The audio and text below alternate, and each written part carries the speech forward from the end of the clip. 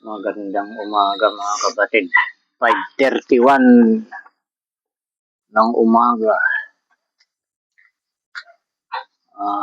Araw ng Sabado na naman tayo. At ito yung ating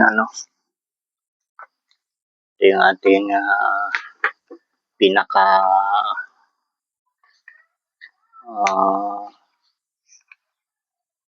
pinakatatanging araw dahil ito yung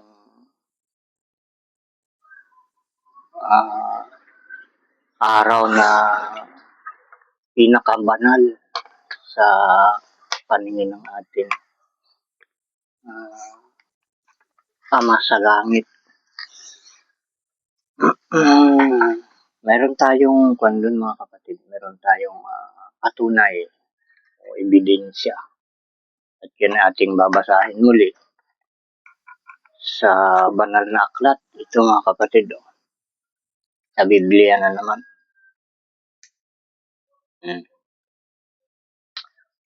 Buwan na pala tayo pa rin ngayon ng Abril. At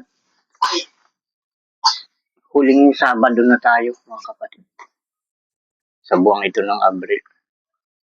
At sa taong 2026 pa rin. Ito yung ating dapat malaman ngayon mga kapatid sa mga hindi pa nakakaalam at hindi naman yung nakakaalam naman at hindi naman naniniwala kahit mayroon ng patunay o ebidensya na ipinakikita tayo. Di ba ang hinahanap natin mga kapatid ay ang katotohanan? Sa lahat ng mga bagay mga kapatid, pinakamahalaga ay ang totoo. Ikaw kapatid, ano bang mahalaga sa'yo? Kalokohan o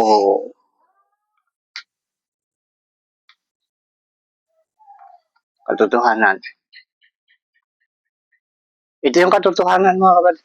Ito yung totoo. Tingnan nyo, may ebidensya tayo dito.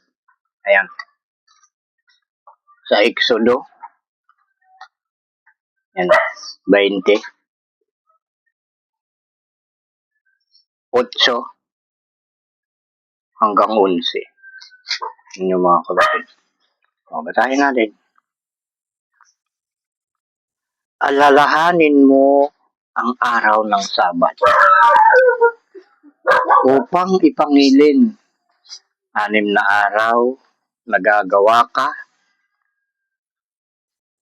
Iyong gagawin ang lahat ng iyong gawain. Ngunit, ang 7 araw ay Sabat sa Panginoon mong Diyos. Sa araw na iyan ay huwag kang gagawa ng anumang gawa.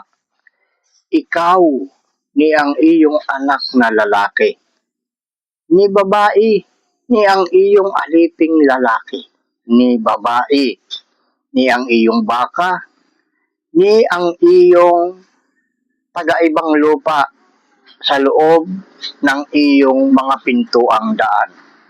Sapagkat sa 6 na araw ay ginawa ng Panginoon ang langit at lupa, ang dagat at lahat ng nangaroroon.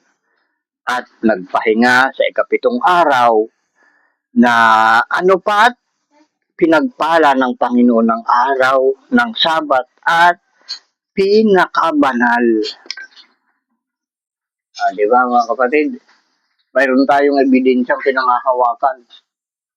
Kaya dito mga kapatid, itong pananampalatayang ito na binabanggit ko palagi sa inyo, dito walang kasinungalingan. Lahat ng patotoo at katotohanan ay makikita nyo rito.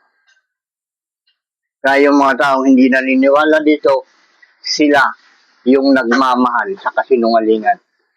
Yan lang mga kapatid.